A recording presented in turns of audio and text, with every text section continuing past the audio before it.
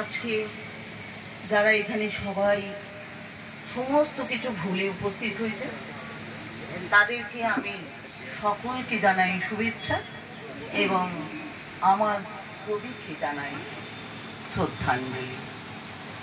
আজ 25শে বৈশাখ বাংলার জোড়াসাঁকোর ঠাকুর পরিবারে এক নক্ষত্রের জন্ম হলো, যিনি সারা বিশ্বে ভারতবর্ষকে সম্মান এনে দিয়েছেন।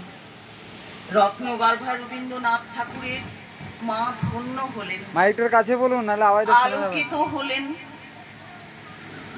ঋষি পিতা তার সন্তানের জন্মের সাথে সাথে দেবত্ব লাভ করলেন। তাই আমাদের প্রিয় কবি রবীন্দ্রনাথ ঠাকুরকে স্মরণ ও মননের মাধ্যমে বরণ করে নিয়ে শতকোটি প্রণাম জানাই।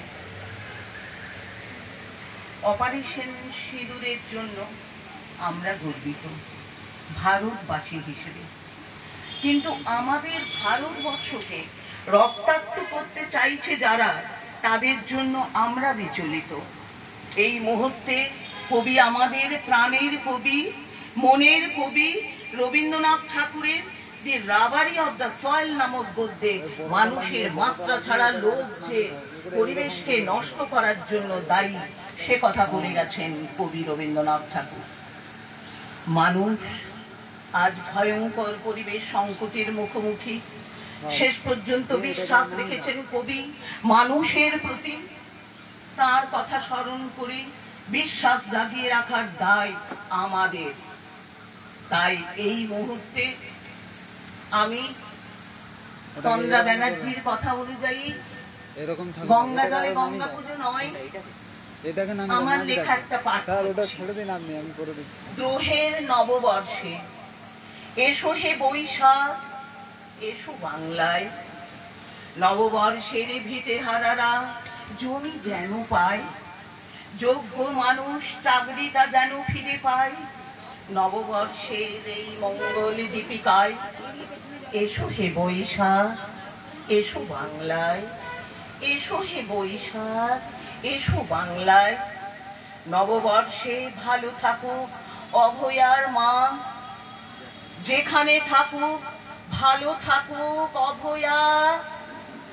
নববর্ষে তবু ন্যায় বিচারের আশায় এসো হে বৈশাখ, এসো বাংলায়।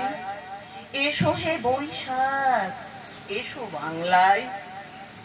এসো কাল বৈশাখী ঝড় বাংলার আবরণে, নববর্ষে প্রার্থনা করি বারবার প্রাণপণে। জঙ্গিরা যেটা বুক ভেঙে চুরমার, কৃষ্ণ মেঘে জল তুমি মঙ্গল ঘট ভরো বারবার। সম্প্রীতি ফুটে থাক বছরের নতুন খাতায়। এসো হে বৈশাখ, এসো বাংলায়। এসো হে বৈশাখ, এসো বাংলায়। সকলকে জানাই নমস্কার।